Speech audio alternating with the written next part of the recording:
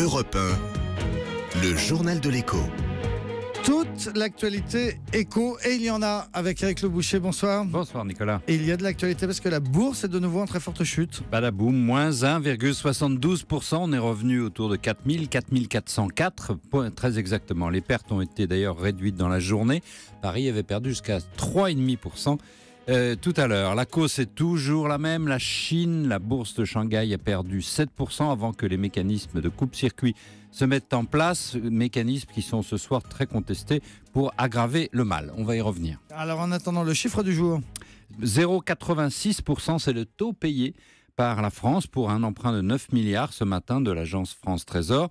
Le taux était un petit peu remonté ces derniers mois. Il est donc reparti à la baisse. Le taux moyen des obligations d'État françaises à 10 ans l'an dernier, c'était 0,93. On est là à 0,86. Voilà, mais vous le disiez, Eric Le Boucher, le fait du jour, bien sûr, c'est cette chute des marchés financiers.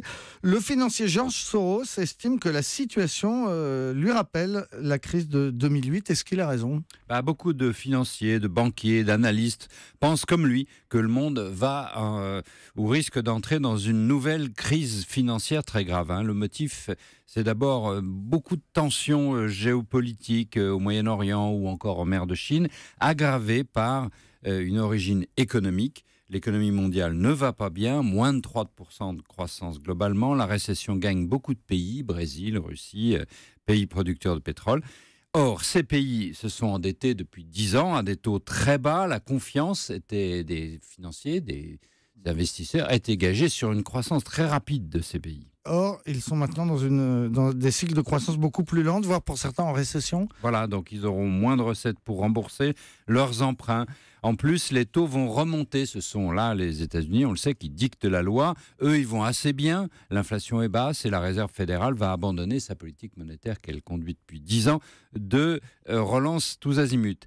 Voilà, c'est un changement complet dans la finance mondiale à cause des États-Unis et on en mesure encore très mal les conséquences. D'où cette sorte d'angoisse dans les milieux financiers. Ils regardent l'endettement des États du Sud, non seulement d'ailleurs des États, mais d'autres entités publiques et découvrent, selon la banque Morgan, JP Morgan, qu'il y a 840 milliards comme ça qui sont très suspects.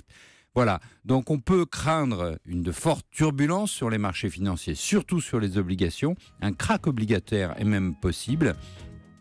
Mais l'économie mondiale ne va pas si mal, il faut raison garder. La Chine, qui est au centre de l'angoisse, devrait à peu près tenir son objectif de 6,5% de croissance.